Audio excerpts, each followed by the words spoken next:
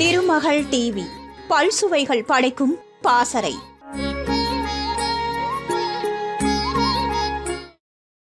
தமிழ் சினிமாவில் நட்சத்திர நடிகராக வலம் வந்தவர் நடிகர் எம்ஜிஆர். இவரை மக்கள் திலகம் என்று ரசிகர்கள் அன்போடு அழைத்து வந்தனர்.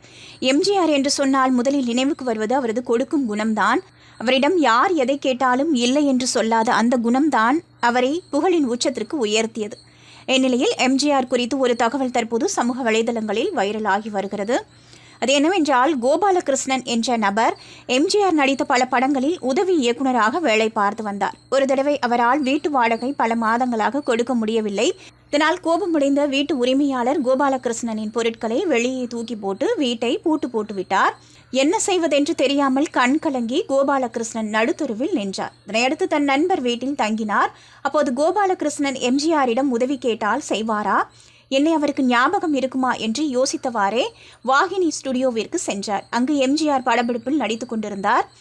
எம்ஜிஆருக்காக கோபாலகிருஷ்ணன் காத்து கொண்டிருந்தார். அவரை பார்த்ததும் எம்ஜிஆர், கோபால் நீங்க எப்படி இருக்கீங்கன்னு கேட்டார். எம்ஜிஆரை பார்த்ததும் கோபாலகிருஷ்ணனுக்கு கண்ணீர் தாரை தாரையாக வடிந்தது. உடனே என்ன கோபால் என்று எம்ஜிஆர் கேட்க நடந்ததை அவரிடம் கூறியுள்ளார். உடனே எம்ஜிஆர், இதை ஏன் என்னிடம் முதலில் சொல்லவில்லை என்று கேட்டாராம். உடனே நீங்கள் வீட்டிற்கு போங்கள் என அனுப்பி வைத்தார் எம்ஜிஆர். பின்னர் உதவியாளர் மூலம் 10,000 ரூபாயை கொடுத்து அனுப்பியிருக்கிறார்.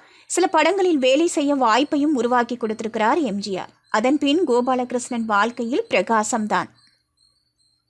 திருமகள் டிவியை லைக் செய்து உங்கள் நண்பர்களுக்கும் ஷேர் செய்வதுடன் சப்ஸ்கிரைப் செய்து ஆதரவு தாருங்கள்.